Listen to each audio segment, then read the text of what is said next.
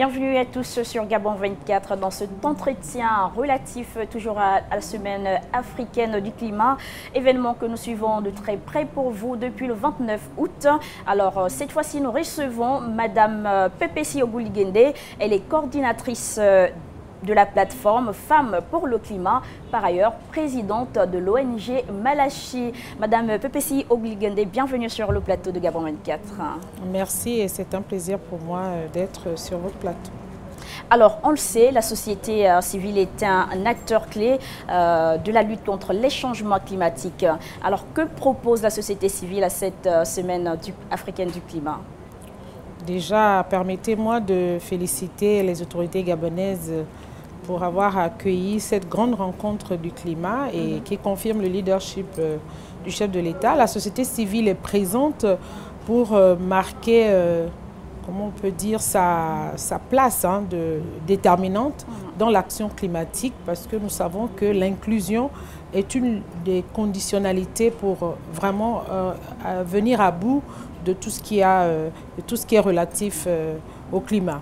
Donc la société civile, à travers notamment les femmes qui sont considérées comme les premières victimes parce que déjà vulnérables, mais on voudrait que les femmes soient également du côté de la solution. Donc c'est l'objet de notre présence active à cette semaine africaine du climat. Alors, quelles sont vos actions sur le plan environnemental, précisément sur le plan climatique au Gabon? Bon, je vais parler au nom des femmes. Nous savons que les femmes sont très présentes dans l'agriculture, dans le monde rural. Et elles sont également détentrices du savoir-faire traditionnel parce que l'Afrique aussi a des leçons à donner au monde. Si les forêts sont préservées aujourd'hui en Afrique, c'est parce que ces femmes ont perpétué ce savoir-faire endogène. Et nous accompagnons ces femmes pour qu'elles puissent continuer à transmettre et également à s'adapter, parce qu'il y a des réalités et nous travaillons avec les organisations des femmes, notamment en milieu rural, pour leur donner les bonnes pratiques qui ont été mises en œuvre dans d'autres pays. À travers nos programmes internationaux, nous voyons que dans de nombreux pays, les femmes s'organisent pour faire face au changement climatique, en plus du cadre institutionnel édicté par les autorités. Alors, en tant que représentante de la plateforme Femmes pour le climat au Gabon, vous avez pris part aux événements à l'international. Quelle a été votre proposition? Est-ce que celle-ci s'adapte à l'évolution des choses? Le maître mot de notre combat, c'est celui de l'inclusion. L'inclusion parce que partout là où nous allons, nous le constatons, vous verrez que lorsque les partenaires prennent la parole, la société civile est un acteur clé. Donc, on nous rappelle que les autorités sont là pour coordonner l'action climatique qui est menée par les parties prenantes, qu'il s'agisse du secteur privé, la société civile, les médias, les communautés locales. Donc, c'est vraiment la faiblesse du dispositif gabonais. Nous voulons, à travers cette semaine du climat, nous n'arrêtons pas de le dire, nous pensons que le leadership du chef de l'État doit être porté par toute la population, par toutes les communautés. Donc, l'inclusion doit être le système de la politique nationale du climat. Et pour l'instant, c'est une faiblesse. C'est vraiment une faiblesse. Et nous espérons qu'à l'issue de cette semaine du climat, nous allons prendre des résolutions qui vont permettre d'impliquer toutes les parties prenantes, les femmes, les jeunes, les communautés locales et les OSC. Et justement, en tant que coordinatrice pour la plateforme Femmes pour le climat au Gabon, quels mécanismes sont mis en place pour intéresser les femmes justement à la préservation de l'environnement? Déjà la création de cette plateforme, parce qu'on s'est rendu compte qu'il y a plusieurs organisations qui travaillent dans le domaine du climat, surtout les femmes, mais qui ne mutualisent pas. Donc nous voulons déjà mutualiser à travers la plateforme qui a été créée il y a 3 ans avec le concours des organismes internationaux.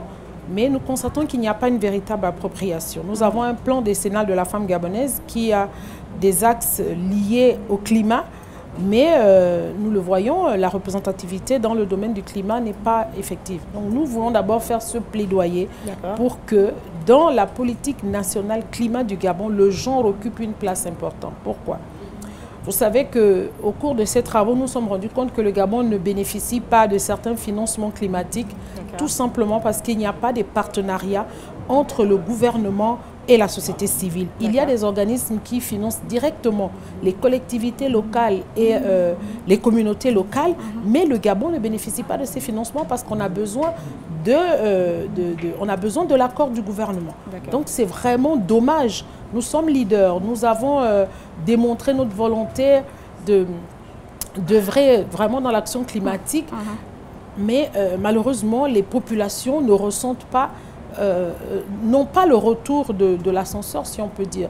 Des sacrifices sont faits, mais au niveau de la finance climatique, depuis qu'on prend part aux travaux, il y a de nombreuses plaintes parce que les populations n'ont pas accès à cette finance climatique. Donc nous voulons vraiment corriger cet état de choses en intégrant véritablement la société civile, donc tout ce qui se fait au niveau du climat au Gabon. D'accord. Alors, vous prônez justement pour l'égalité des genres au sein de la société civile. Oui. Quelle est l'implication des femmes aujourd'hui dans les questions climatiques? Elle est très faible. Elle est très faible. Nous travaillons avec le ministère de l'Environnement, avec le Conseil national climat, mais ce ne sont pas des relations contractuelles. Nous voulons vraiment que ce soit des relations contractuelles avec une répartition des rôles. Pour l'instant, la société civile travaille sur fonds propres et son action est limitée. Nous avons besoin de davantage de financement. Nous avons besoin de contrats, de partenariats contractuels avec les autorités pour capitaliser vraiment ce travail qui est fait. Depuis que nous avons eu des projets dans l'agro-business. Et vous voyez que les communautés locales ont besoin d'être renforcées pour interagir avec ces entreprises. Et là, la société civile joue ce rôle de médiateur entre les parties pour accompagner les populations, soit pour revendiquer leurs droits ou même pour mieux comprendre. Il n'y a pas une appropriation, malheureusement.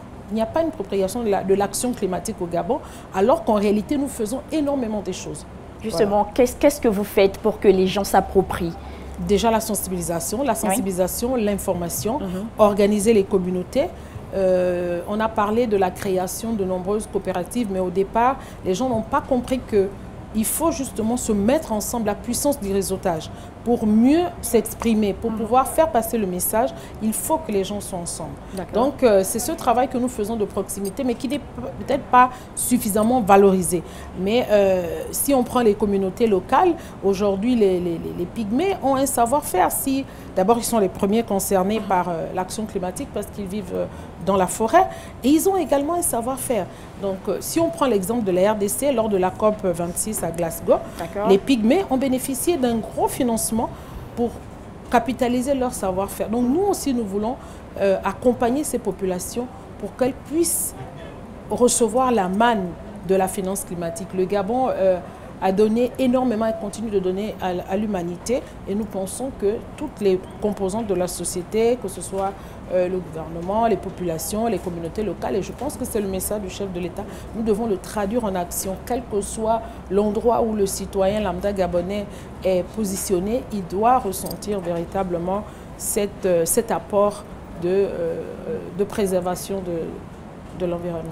Alors les sociétés, les populations gabonaises ne sont pas épargnées des effets du changement climatique.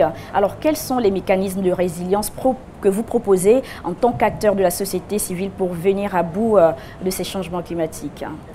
Comme je disais, déjà des programmes de sensibilisation parce qu'à travers l'information, on peut déjà prévenir certaines situations, certaines catastrophes.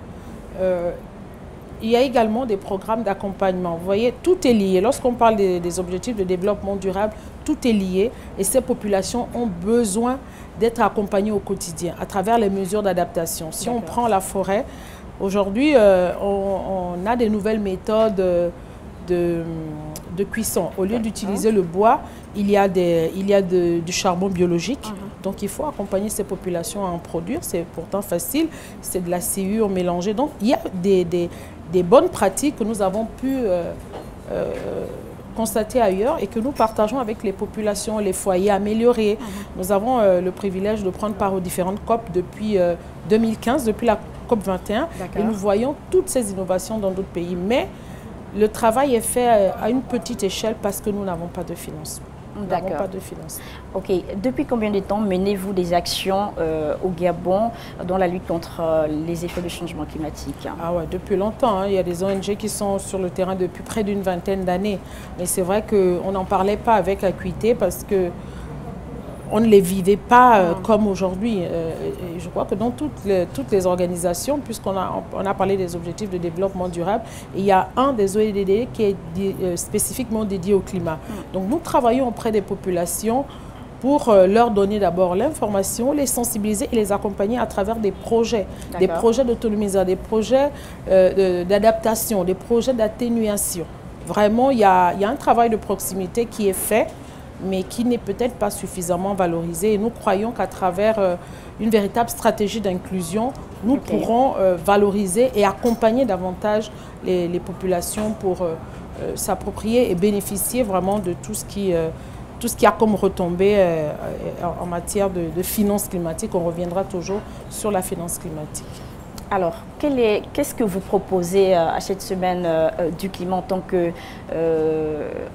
je parle des propositions en termes de résilience aux effets du changement climatique? Que propose la société civile? Accompagner les populations dans tout ce qui est mesures d'atténuation et d'adaptation. Il y a de nouveaux modes de consommation, il y a de nouvelles habitudes. Il faut être auprès de ces populations et financer ces changements parce que ça nécessite, si on veut désormais que ces populations n'utilisent plus le bois de forêt, il faut qu'ils aient accès, enfin il faut que ces populations aient accès aux foyers améliorés. Il faut les accompagner pour pouvoir y accéder. Il faut davantage de ressources parce que ces gens vivaient de pêche, de chasse. Maintenant, ce n'est plus le cas. Donc, il y a un travail aussi d'autonomisation de véritable. Il faut que ces populations aient accès à des financements pour leur permettre de s'adapter aux nouveaux modes de consommation. D'accord. Et quel est le message de la société civile pour la COP27 qui se dessine à l'horizon? La COP27, à l'issue de cette semaine africaine du climat, nous pensons que la délégation gabonaise, parce que c'est une COP pour l'Afrique, par les Africains. Nous voulons vraiment que la délégation gabonaise soit inclusive.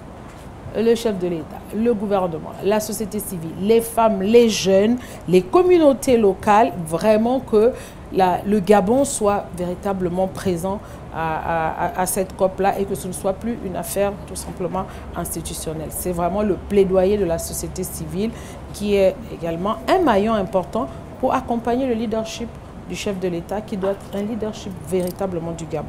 D'accord, c'était donc la dernière question. Madame Pepesi Ogouligende, merci d'avoir accepté notre invitation. Je rappelle que vous êtes coordinatrice pour la plateforme Femmes pour le climat au Gabon, par ailleurs présidente de l'ONG Malachi. Merci à vous, chers téléspectateurs, de nous avoir suivis. Restez sur Gabon 24, nous continuons de couvrir la semaine africaine du climat pour vous.